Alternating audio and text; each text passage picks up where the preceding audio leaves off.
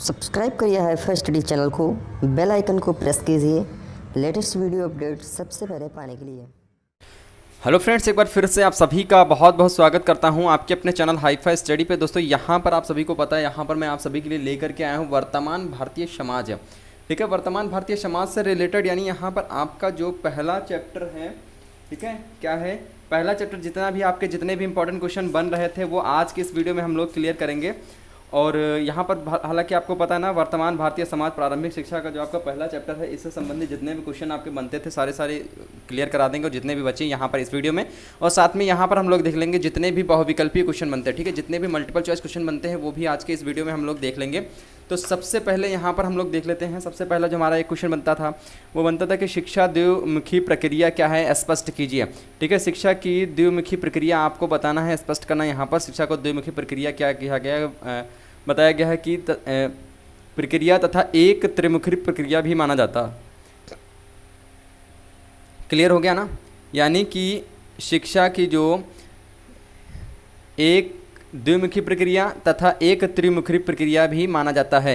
यानी शिक्षा प्रक्रिया के संबंध में सभी विद्वानों में मत है, इसलिए शिक्षा प्रक्रिया को 3 भागों में विभाजित किया गया है। पहला हो जाएगा शिक्षा की द्विमुखी प्रक्रिया, दूसरा हो जाएगा शिक्षा की त्रिमुखी प्रक्रिया, और शिक्षा की बहुआयामी प्रक्रिया हो जाएगा। अब यहाँ पर हम सबसे पहले देखते हैं अपना शिक्षा की द्विमुखी प्रक्रिया क्या होती है। शिक्षा की द्विमुखी प्रक्रिया क्या होती है? शिक्षा प्रक्रिया के 2 पहलू हैं, इस पर विचार करने में तस्वीर स्पष्ट दिखाई देती है। अभी स्पष्ट तस्वीर में आपको दिखाऊंगा, जिसमें से क्या है, एक पढ़ा रहा है, दूसरा पढ़ रहा है, एक सुना रहा है, दूसरा सुन रहा है। शिक्षक व शिक्षार्थी की क्रिया व प्रतिक्रिया ही शिक्षा का रूप लेती है, इसे एडम्स ने कहा है कि शिक्षा एक द्विमुखी प्रक्रिया है। ठीक है, शिक्षा एक द्विमुखी प्रक्रिया है, ये किसने कहा था? एडम्स ने कहा था। इससे आपके जो बहुविकल्पी क्वेश्चन वो भी आपका तैयार हो जाता है साथियों, कि अगर पूछ लिया जाता है शिक्षा एक द्विमुखी प्रक्रिया है, किसने कहा था, तो वहाँ पर आपको 4 ऑप्शन मिल जाएंगे, वहाँ पर एक एडम्स भी होगा।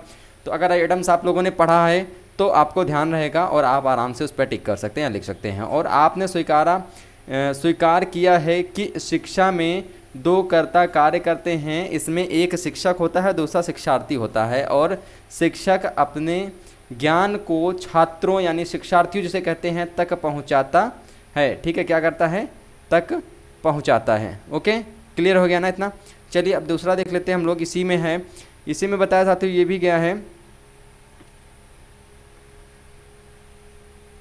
बताया गया कि रास ने, अब यहाँ पर आता है कि रास ने द्विमुखी प्रक्रिया को मानते हुए कहा है कि चुंबक के समान शिक्षा में भी 2 ध्रुवों का होना आवश्यक है, इसलिए शिक्षा को द्विमुखी प्रक्रिया कहा गया है। ठीक है, द्विमुखी प्रक्रिया है। अब यहाँ पर ये स्ट्रक्चर आपको लोगों को दिख रहा होगा ना, ये स्ट्रक्चर जो है वो आपको दिख रहा होगा। ठीक है, स्ट्रक्चर में क्या बताया गया है, यानी शिक्षा की प्रक्रिया है, एक प्रोसेस दिखाया गया है, और एक छात्र यानी चाइल्ड या फिर स्टूडेंट जिसे हम कह सकते हैं, और एक हो जाएगा हमारा T नंबर क्या हो जाएगा? अध्यापक हो जाएगा। ठीक है, यानी टीचर हो जाएगा। ओके, क्लियर हो गया। यहाँ पर इस चित्र के माध्यम से आपको समझाया भी गया है, अध्यापक का व्यक्तित्व भी हो जाता है। ठीक है, अब यहाँ पर बात आती है कि उपरोक्त चित्र के आधार पर निम्नलिखित निष्कर्ष निकलते हैं। कौन कौन से निष्कर्ष निकलते हैं? यहाँ पर आपको पॉइंट के जरिए बताए गए हैं। ठीक है, पॉइंट के जरिए आपको जितने भी पॉइंट बताए गए हैं, सारे के सारे कितने पॉइंट बताए गए हैं? लगभग 8 पॉइंट आपके बताए गए हैं। बहुत इंपॉर्टेंट हैं साथियों, ये 8 पॉइंट जो हमारे हैं ना, बहुत ही ज़्यादा इंपॉर्टेंट है। जो कि पहला क्या हो जाएगा? एक पढ़ाता है तो दूसरा क्या करता है साथियों? पढ़ता है। एक पथ प्रदर्शन करता है तो दूसरा उसका अनुसरण करता है। यानी एक आगे अगर पथ बताएगा, रास्ता बताएगा, ये मान लीजिए आगे एक रास्ता बताता है, तो पीछे से किसको रास्ता बताता है? कोई उसका क्या कर रहा है? अनुसरण कर रहा है, तभी तो एक आगे जा रहा है रास्ता बताने के लिए। ठीक है, तो वही हो जाएगा, यहाँ पर अनुसरण करता है। और यहाँ पर हो जाएगा कि उनके कार्यों में एक दूसरे से संबंध होता है, उनके कार्य जो होते हैं उनमें एक दूसरे से संबंध भी होता है। और यहाँ पर आता है कि सहयोग के अभाव में वे अपने उद्देश्यों की पूर्ति नहीं कर सकते हैं। सहयोग होता है, इसी वजह से वो अपने उद्देश्यों की जो है पूर्ति नहीं कर पाते हैं या नहीं कर सकते हैं। और इस प्रक्रिया में कर्ता और कर्म दोनों में परस्पर संबंध भी होता है। वे यानी शिक्षक और शिक्षार्थी, यहाँ पर दोनों की बात हुई है, वे दोनों एक दूसरे के प्रति प्रतिक्रिया करते हैं। क्या करते हैं? प्रतिक्रिया करते हैं, और इन सब तथ्यों को मिलाकर जो परिणाम है वही क्या है? शिक्षा है। ठीक है, वही क्या है साथियों? शिक्षा है। समझ गए ना? यानी शिक्षा के जो पॉइंट थे आपके 8 पॉइंट, वो आप लोगों के क्लियर हो गए हैं। अब यहाँ पर बात आती है, यहाँ पर अब हमको नेक्स्ट पढ़ना है, देखते हैं क्या पढ़ना है हमको। ठीक है, नेक्स्ट हो जाता है हमारा साथियों यहाँ पर कि शिक्षा की त्रिमुखी प्रक्रिया क्या है, स्पष्ट कीजिए। जैसा कि मैंने आपको अभी बताया था, ये थोड़ा सा दूसरे मॉडल में है और जो आपका पहले था वो दूसरे में था। वहाँ पर आपको स्ट्रक्चर कुछ उस तरह दूसरे तरह दिखता था और यहाँ पर जो आपका स्ट्रक्चर है वो कोई दूसरे तरह दिखेगा। ठीक है, वहाँ पर जो स्ट्रक्चर आपको गोले में बताया गया था ऐसे ऐसे करके अभी इससे पहले, और यहाँ पर जो स्ट्रक्चर है वो थोड़ा सा अलग टाइप में बताया गया। ठीक है, किस में बताया गया है, अलग टाइप में बताया गया है। तो यहाँ पर भी शिक्षक प्रक्रिया हो जाएगा। अब त्रिमुखी प्रक्रिया क्या हो जाती है, एडम्स के अनुसार, एडम्स ने प्रतिदिन, ठीक है, एडम्स के अनुसार यहाँ पर बताया गया है। तो दो तरीके से आप लोग लिख सकते हैं, दोनों मैंने पीडीएफ में इंक्लूड कर दिया है। और यहाँ पर आप देख सकते हैं सबसे इंपॉर्टेंट बात तो यहाँ पर ये आती है कि 2016 में और 2019 में दोनों ईयर में पूछा गया क्वेश्चन है। 2016 में भी पूछा गया है और 2019 में भी पूछा गया है।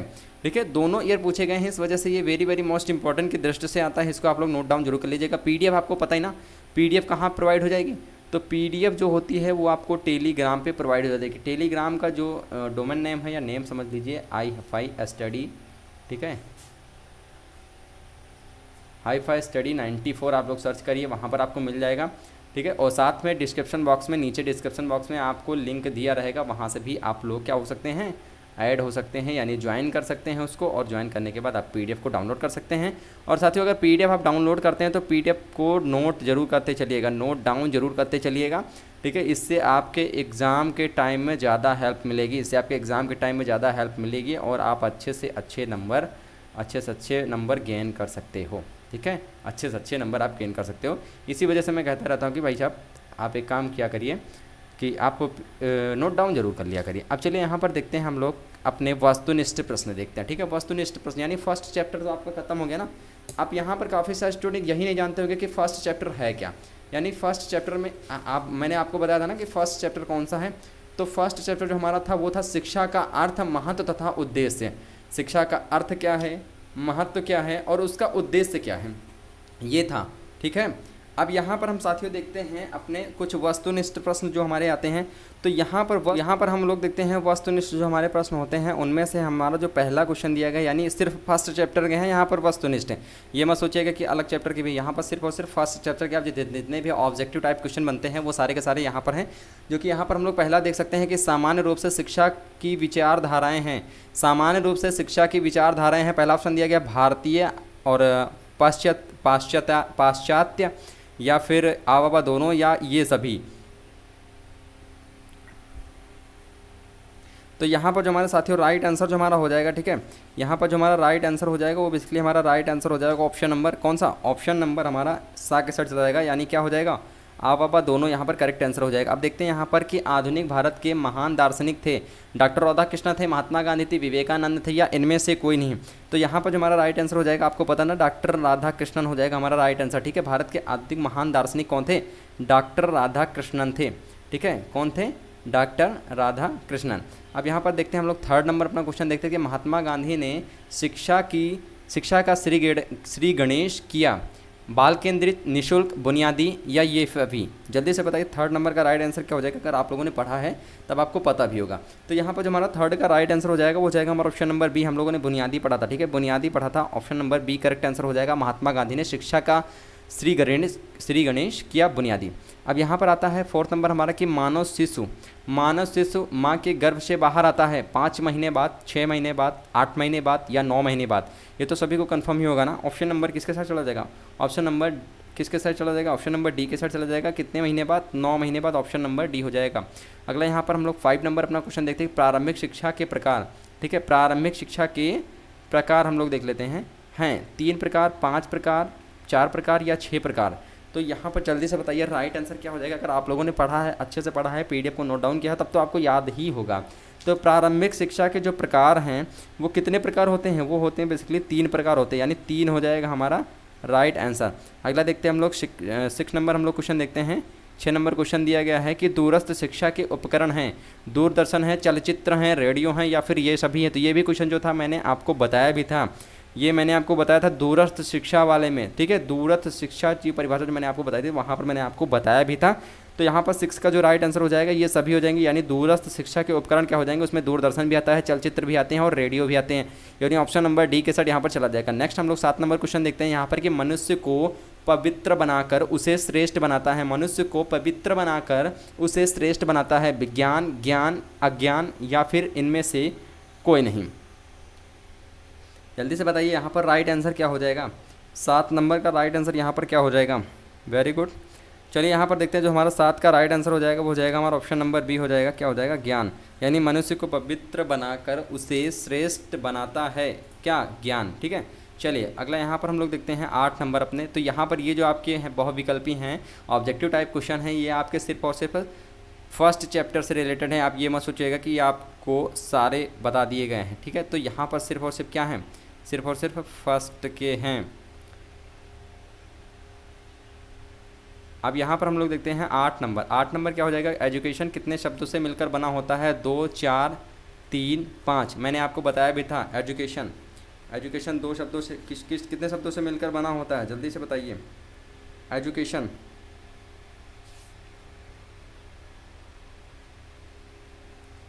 तो यहाँ पर हमारा जो राइट आंसर हो जाएगा, हालांकि मैंने इस पीडीएफ में नीचे आपको आंसर भी प्रोवाइड कर दिए हैं जिससे आपको आसानी हो सके। ठीक है, आंसर भी प्रोवाइड कर दिए हैं जिससे क्या हो, आपको आसानी हो सके। तो 2 शब्दों से मिलकर बना है, कितने शब्दों से, 2 शब्दों से मिलकर बना होता है। यहाँ पर क्या हो जाएगा, राइट आंसर हमारा option number A correct answer हो जाएगा। अगला 9 नंबर हम लोग देखते हैं शिक्षा की उत्पत्ति किस भाषा से हुई है। शिक्षा की उत्पत्ति किस भाषा से हुई है।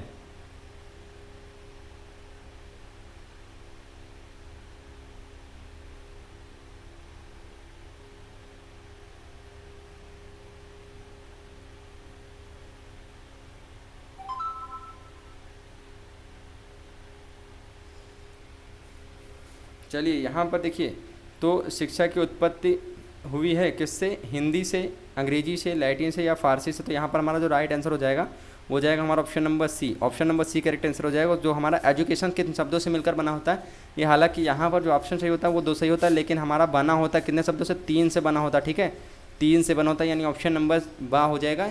इस वजह से क्योंकि यहाँ पर देखिए, क्योंकि यहाँ पर एजुकेशन शब्द 3 शब्दों से मिलकर बना होता है। किन किन शब्दों से, तो एजुकेशन बेसिकली होता है एडुकेटम से होता है, और एडुशियर और एडुकियर। ठीक है, 3 से मिलकर बना होता है। अगला यहाँ पर 10 नंबर हमारा हो जाएगा, एडम्स ने शिक्षा को किस प्रकार की प्रक्रिया बताया है, द्विमुखी, त्रिमुखी, चतुर्मुखी या पंचमुखी।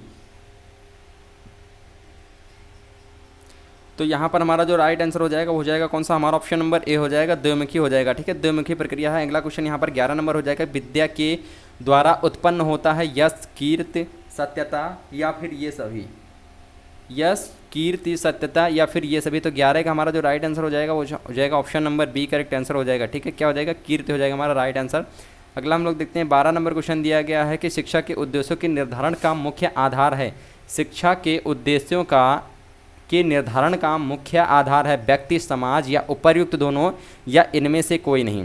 तो यहाँ पर हमारा जो राइट आंसर हो जाएगा हमारा ऑप्शन नंबर सी हो जाएगा। यहाँ पर option number C correct answer है। तो साथियों यहाँ पर मैंने उत्तरमाला भी इंक्लूड कर दिया है यहाँ पर, जिससे आपको नोट डाउन करने में आसानी हो, क्योंकि अगर उत्तरमाला नहीं होता है तो थोड़ा सा प्रॉब्लम होती है। ठीक है, थोड़ी सी दिक्कत होती है, क्योंकि उत्तरमाला नहीं होता तो हम लोग आंसर कहाँ ढूंढेंगे। ठीक है, इस वजह से मैंने इसमें इंक्लूड कर दिया है। ठीक है, तो आशा करते हैं ये वीडियो आपके लिए बेहद हेल्पफुल रही होगी। तो अगर वीडियो पसंद आती है ना, तो वीडियो को पता है ना आपको क्या करना है, वीडियो को तो आपको पता ही होता है कि क्या करना होता है। तो वीडियो को कर देना है लाइक, और अगर चैनल पर नए हैं तो चैनल को सब्सक्राइब करना तो बिल्कुल भी मत भूलिएगा, और ज़्यादा से ज़्यादा वीडियो को शेयर भी करिएगा। ठीक है, ज़्यादा से ज़्यादा शेयर करिएगा, क्योंकि आप और पीडीएफ में फिर से बताता रहा, जो नए व्यूअर आए हैं, पीडीएफ आपको टेलीग्राम पे प्रोवाइड हो जाएगी। टेलीग्राम का लिंक आपको डिस्क्रिप्शन बॉक्स में मिल जाएगा, या फिर आप टेलीग्राम पे डायरेक्टली सर्च कर सकते हैं हाई-फाई स्टडी 94। ठीक है, हाई-फाई स्टडी 94 आप सर्च करिए, वहाँ पर आपको मिल जाएगा। तो आशा करते हैं ये वीडियो आपके लिए बहुत ही ज़्यादा हेल्पफुल लगा होगा। इस वीडियो को ज़्यादा से ज़्यादा शेयर करिएगा। तो आपका जो फर्स्ट चैप्टर था वो बेसिकली आपका खत्म हो चुका है। ठीक है, अब हम लोग जुटेंगे किस चैप्टर पे, सेकंड चैप्टर पे हम लोग जुटेंगे, और फर्स्ट चैप्टर से रिलेटेड आपके जो क्वेश्चन बनते थे वो मैंने इस वीडियो में आपको बता भी दिए हैं। ठीक है, अब आपके फर्स्ट चैप्टर से रिलेटेड जो आपके क्वेश्चन बचे हैं वो बचे हैं आपके अति लघुत्तरीय प्रश्न। ठीक है, वेरी शॉर्ट क्वेश्चन बचे हैं। हालांकि लघुत्तरीय क्वेश्चन तो मैंने आपके कवर ही करवा दिए हैं। थ्योरिकल क्लास में, और आपके अति लघुत्तरी क्वेश्चन बचे हैं वो भी मैं आपको एक वीडियो में दे दूंगा। ठीक है दोस्तों, तो आशा करते हैं वीडियो पसंद आया तो वीडियो को लाइक कर दीजिएगा और ज़्यादा से ज़्यादा इसको शेयर कर दीजिएगा। तब तक के लिए थैंक यू सो, जय हिंद जय भारत। मिलते हैं फिर से नेक्स्ट वीडियो के साथ।